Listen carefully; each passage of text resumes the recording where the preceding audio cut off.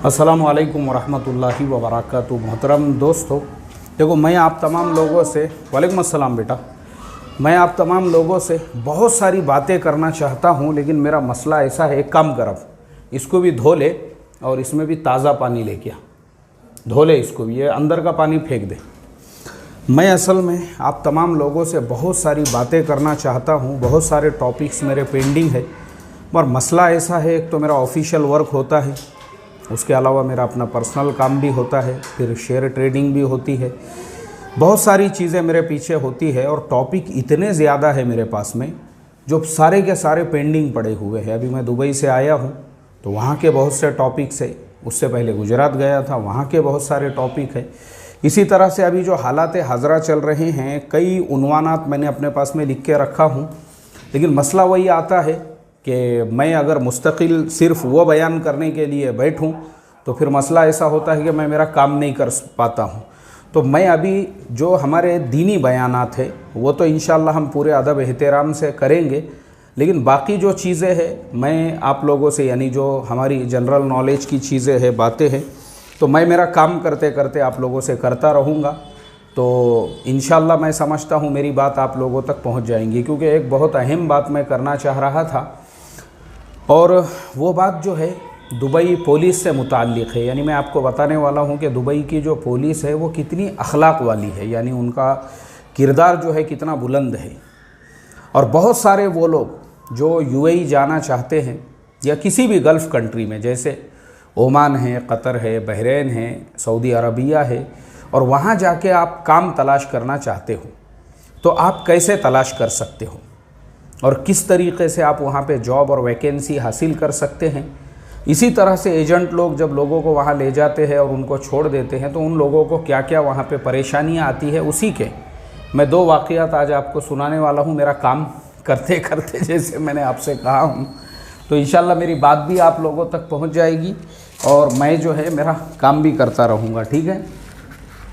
तो देखो, सबसे पहले तो मैं आपको जो है ना जो चीज़ आज बताने वाला हूँ वो ये कि जिस होटल में मेरा क़ियाम था दुबई में, तो इकबाल भाई जो एक अरब के साथ में पार्टनरशिप में वो पूरा होटल चला रहे थे, बड़ी अच्छी मेरी उनसे दोस्ती हो गई। इकबाल भाई ने बोले मुफ्ती साहब कभी भी आप आइए बोले दुबई में, इंशाल्लाह आपको कोई तकलीफ़ नहीं, हमारा होटल आपके लिए ओपन है। तो उनसे एकदम मेरे जो है ना ऐसे यानी ऐसी दोस्ती हो गई कि हम लोग खाली औकात के अंदर घंटों बैठ के बहुत सारे तजुर्बात वगैरह वो भी बयान किया करते थे। तो इकबाल भाई ने मुझे जो है दुबई पुलिस का एक वाक़या सुनाया और वही वाक़या जो है मैं आप लोगों के साथ में शेयर करना चाहता हूँ। एक तो वो वाक़या है, दूसरा हमारे तमीम भाई ने एक वाक़या सुनाया। दो वाक़या थे। तो ये जो दो वाक़या थे ये उन लोगों के लिए है जो दुबई जाते हैं काम की तलाश में और फिर वहाँ पर उनको किस तरह की दिक्कतें दुश्वारियाँ आती है, और उसके बाद फिर मैं आपको बताऊँगा कि आप ख़ुद वहाँ जाके कैसे जॉब तलाश कर सकते हो। तो मैं पहले आपको हमारे जो इकबाल भाई हैं उनका वाक़या सुना देता हूँ। तो इकबाल भाई ने बताया कि बोले मुफ्ती साहब बाज़ औक़ात ऐसा होता है कि ये जो दुबई की पुलिस है, तो ऐसे जो लोग हैं जिनको किसी एजेंट ने यहाँ लेकर आया था और किसी जो है ये एजेंट के थ्रू आए थे, अब वो वहाँ इंडिया से, पाकिस्तान, बांग्लादेश से इन लोगों को लेकर आते हैं टूरिस्ट वीज़ा के ऊपर, और टूरिस्ट वीज़ा पे लाने के बाद में फिर वो क्या करते हैं, फिर वो जो है ना इन लोगों को, यानी ये जो लोग हैं इन लोगों को, एले बेटे ये 10 रुपये मेरी तरफ से चॉकलेट खाने के लिए, खजूर खा लेना नहीं तो चॉकलेट की बजाय, ठीक है, चलो शाबाश। तो वो क्या करते हैं, हमारे ये जो इंडिया, पाकिस्तान, बांग्लादेश के बहुत सारे लोग जो ज़रूरतमंद होते हैं, जब वो जाते हैं वहाँ पे, तो इन लोगों को वहाँ पर जो है ना कभी कभी टूरिस्ट वीज़ा पे लेकर जाते और काम पे लगा देते। अब जब वहाँ पे काम पे लगा देते हैं तो ये जो बेचारे हमारे गरीब लोग होते हैं काम पे तो लग जाते, लेकिन इनको पता ही नहीं होता है कि वो वीज़ा क्या लगा हुआ है, क्योंकि बहुत सारे लोग तो ऐसे होते हैं हमारे यहाँ पे कि पासपोर्ट खुद ज़िंदगी में पहली मर्तबा बना रहे हैं, तो उनको पासपोर्ट मिलने की ही एक खुशी होती है, उसके बाद में फिर जो है वीज़ा उस पर लगा है, उनको मालूम ही नहीं। अच्छा, दूसरी बात यूएई का वीज़ा जो है वो स्टिकर नहीं लगता है, बल्कि यूएई का वीज़ा आता है ऑनलाइन। अब उनको कुछ ही नहीं मालूम है, एजेंट ने वहाँ ले गया, ले जाने के बाद इनके वीज़ा ख़त्म हो गए, अब ये वहाँ पे इलीगल रह रहे हैं और वो एजेंट ने उनको वहाँ पे काम पे लगा दिया। अब एजेंट ने वहाँ पे काम पे लगाया तो हमारे इकबाल भाई बोल रहे थे कि बाज़ मुल्कों के अंदर ऐसा सिस्टम है कि पुलिस उठा के जेल में डाल देती है, लेकिन यहाँ ऐसा सिस्टम है बोले कि वो पुलिस वैसे लोगों से एक जुर्माना वसूल करती है हर दिन के हिसाब से। जितने दिन आप रहोगे एक जुर्माना, या अगर आपको लॉन्ग ड्यूरेशन हो गया तो फिर एक लमसम अमाउंट वो लेते हैं, लेकिन आपको जो है उठा के जेल में नहीं डालते हैं बोले। ये उनके अखलाक है और उसमें भी वो आपसे नरमी से बात करेंगे। एक वाक़या तो ये उन्होंने सुना है इकबाल भाई ने, उसके बाद में हमारे तमीम भाई ने एक वाक़या सुना है। बोले मुफ्ती साहब देखो, दुबई के तरक्की का एक राज जो है यहाँ के लोगों की नरमी, यहाँ के लोगों के अखलाक, और यहाँ के जो लोग हैं इनका और दुनिया भर के लोगों के साथ में जो हुस्न सुलूक है, ये चीज़ को इसके अंदर ख़ास तौर पे अमल दखल है बोले मुफ्ती साहब। तो हमारे तमीम भाई ने जो वाक़या सुनाए, तमीम भाई ने बताए कि बोले एक यानी बाज़ाब्ता वहाँ के किसी अखबार के अंदर ये बात शाये हुई थी, यानी वहीं यूएई का कोई न्यूज़पेपर था और उसके अंदर जो है ये पूरी का पूरी ख़बर आई थी उसी के अंदर वो न्यूज़पेपर में वहाँ के एक जगह पे 15 से 20 लोग वो काम कर रहे थे, उनके वीज़ा हो गए एक्सपायर, और वीज़ा एक्सपायर होने के बाद में जो उनका कॉन्ट्रैक्टर था उसने कहा भाई तुम लोग काम करते रहो, कोई मसला नहीं है, बाद में हम लोग जो है सेटलमेंट कर लेंगे। अब उसने इनसे जो है और 6 महीने काम कराया, और काम कराने के बाद में इनसे कहा, अब जब ये लोगों ने कहा कि भाई हमारे पैसे, तो उसने कहा काय के पैसे तुम लोगों के, तुम लोग यहाँ पे इलीगल हो, मेरे साथ में ज़्यादा होशियारी मत करो वरना मैं उठा के तुम लोगों को सबको जेल में डाल दूँगा। अब वो बेचारे तो परेशान हो गए। बाद में फिर और एक दूसरे से बातचीत करने लगे, तो किसी ने जो पुराना था वहाँ पे, उसने उनसे कहा देखो यहाँ की जो पुलिस है वो सऊदी की तरह से नहीं है कि तुमको उठा के जेल में डाल देंगी, बल्कि यहाँ की जो पुलिस है वो जुर्माना लेती है और उसके बाद में जो है तुमको छोड़ देती है, या तो तुम अपने मुल्क को चले जाओ या फिर जो भी उनका सिस्टम होगा, लेकिन तुम जेल में तो नहीं जाओगे यहाँ पे। तो वो सारे लोगों ने हिम्मत की है, पुलिस का ऑफिस था वहाँ पे गए और ख़ुद अपने आप को वहाँ पे सरेंडर किए, और पुलिस के सामने उन्होंने ये मसला रखा कि इस इंसान ने हमारे से 6 महीने तक काम करा कर लिया लेकिन हमारे पैसे दिया नहीं, इसलिए हम लोग पुलिस के पास इसलिए आए हैं ताकि पुलिस हमारी मदद करे और पुलिस जो है इस मसले को हल करे, यानी ये जो मसला है इस मसले को पुलिस जो है वो हल करे। इस तरह से उन्होंने पुलिस के सामने जो है ये तकाज़ा रखा। अब जब पुलिस के सामने उन्होंने ये तकाज़ा रखा तो पुलिस ने क्या किया, जो पुलिस थी वहाँ की, उस पुलिस ने उस कॉन्ट्रैक्टर को बुलाया, और कॉन्ट्रैक्टर को बुलाने के बाद में पुलिस ने जो है उस कॉन्ट्रैक्टर से कहा कि भाई तूने इन लोगों से जितने दिन काम करा के लिया है तू इनकी मजदूरी क्यों नहीं दे रहा है। तो कॉन्ट्रैक्टर तो हिल गया, क्योंकि कॉन्ट्रैक्टर को तो ऐसा लगा था ये इलीगल है, तो पुलिस जो है उठा के इनको जेल में डाल देंगी। पुलिस ने कहा कि वो हमारा काम है, ये यहाँ पे जो इलीगल रह रहे हैं इनको जेल में डालना नहीं डालना वो हमारी रिस्पॉन्सिबिलिटी है, लेकिन तेरी जिम्मेदारी ये है कि भाई जब तूने इनसे काम लिया 6 महीने तक, तू इनकी मजदूरी दे, वरना हम तेरा लाइसेंस जो है वो ख़त्म कर देंगे।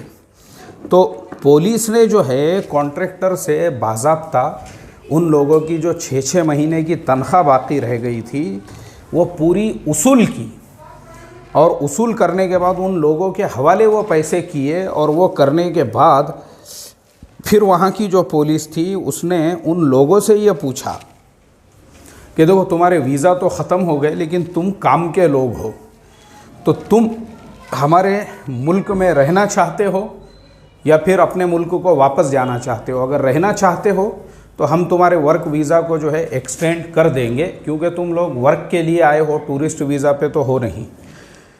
तो तमीम भाई ने बताया कि देखो मौले मुफ्ती साहब, यहाँ की पुलिस के अखलाक ऐसे हैं माशाअल्लाह, इसी वजह से ये मुल्क इतना तरक्की पे पहुँचा हुआ है। ये 2 वाक़यात दोनों ने सुनाए।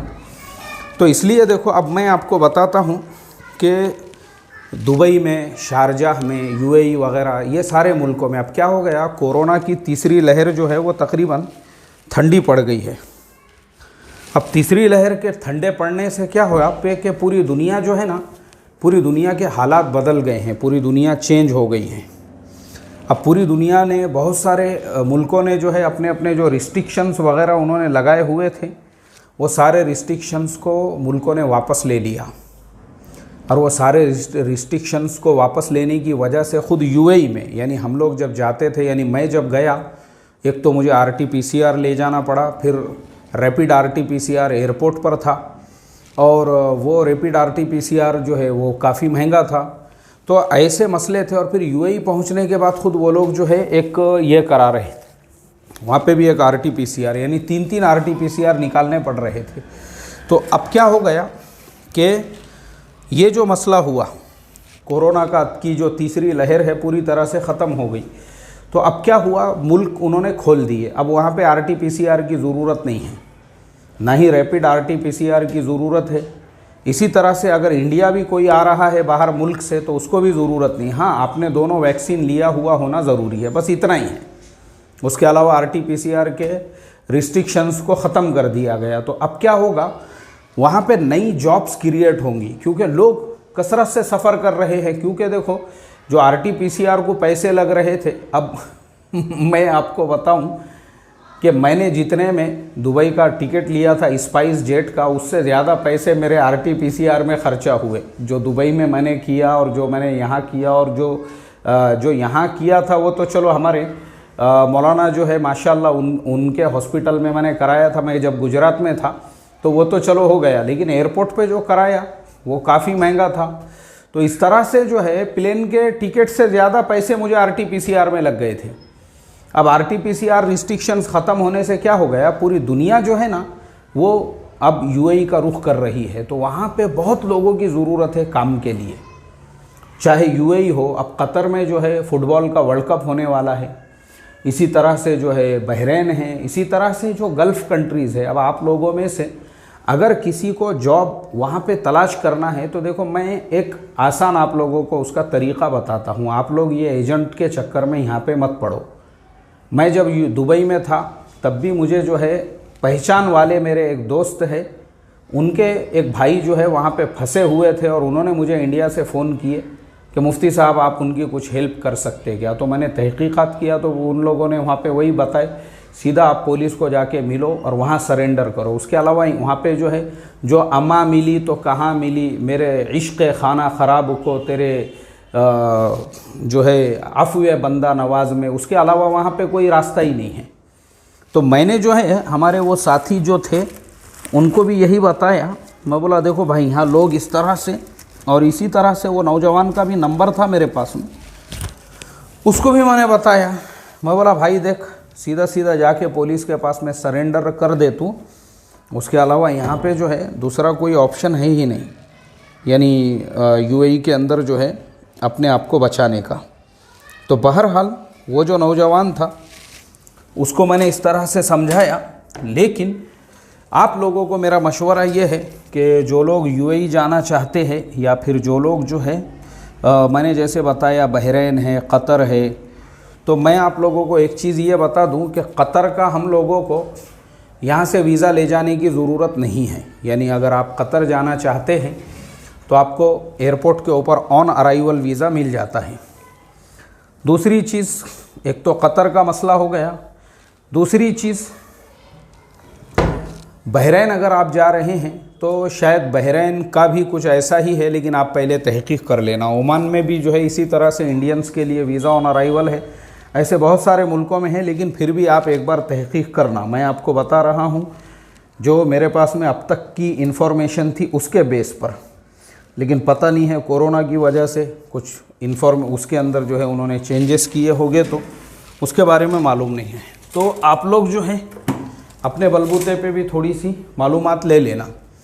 तो अब क्या करने का, उसका एक तरीक़ा मैं आपको आसान बताता हूँ कि आपने जो है ख़ुद ने ये लेने का है, टूरिस्ट वीज़ा लिए या वहाँ पे चले गए, तो वहाँ जाने के बाद देखो आपको थोड़ा सा ख़र्चा करना पड़ेगा। और ख़र्चा ऐसा करो जैसा मैंने आपको बताया कि एयरप्लेन का जो टिकट है, जैसा मैंने जो बनाया था स्पाइस जेट का, वो मुझे बहुत सस्ते में मिला था।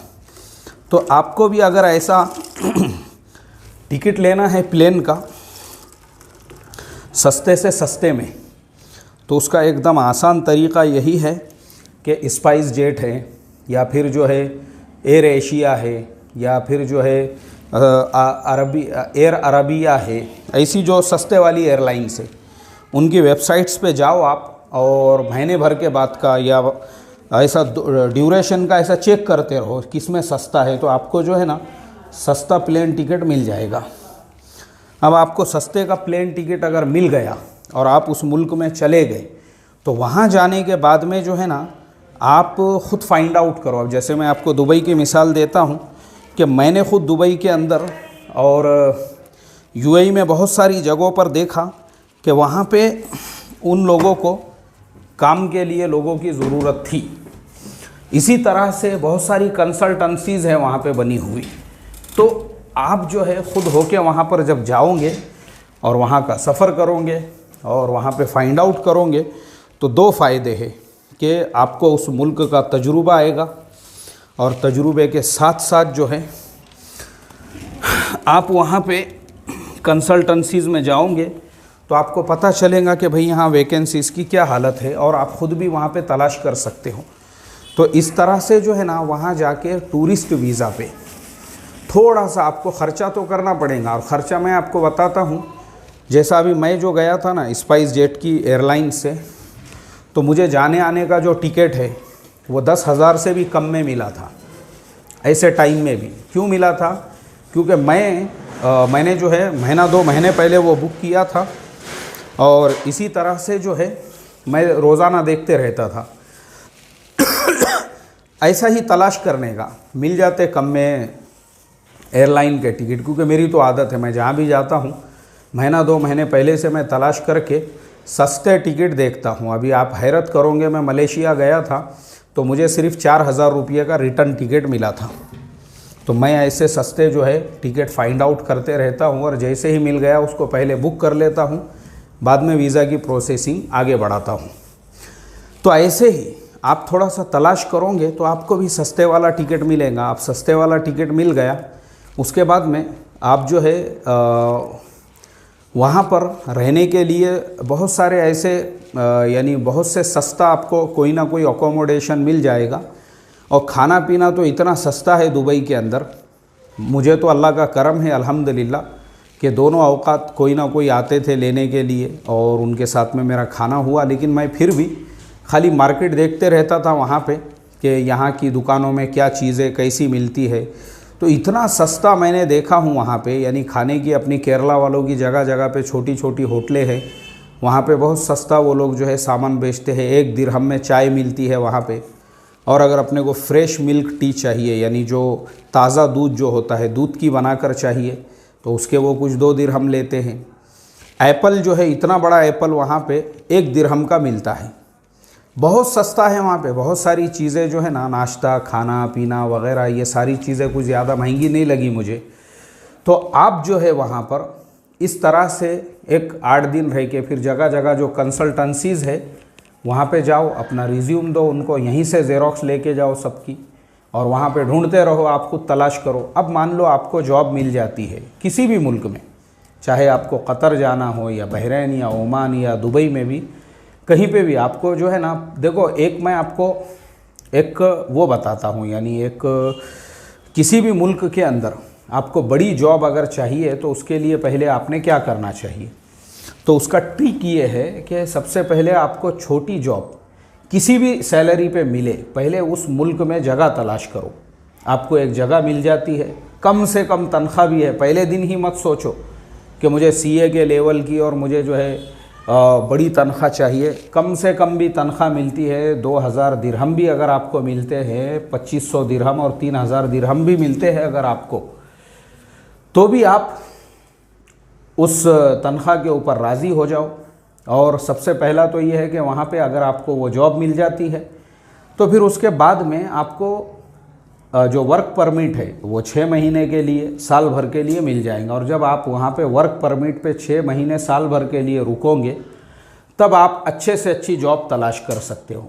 फिर आपके पास में वक्त ही वक्त है, फिर लोगों से ताल्लुकात बनाओ वहाँ पे, मिलो एक दूसरे से। अभी जैसे मैंने आपको बताया कि मैं तो जो है हमारे फर्जंद के कंपनी के प्रमोशन के लिए और कुछ पार्टीज से मिलने के लिए गया था, तो उसके अंदर मैं जो है हमारे शागिर्द जो है वहाँ माशाल्लाह उनके यहीं पे मेरा रहने वगैरह का इंतज़ाम था। लेकिन फिर मैं बाद में दुबई में गया तो वहाँ पे भी हमारे अल्लाह जज़ाए खैर दे तमीम भाई वगैरह मेरे साथ में ही थे।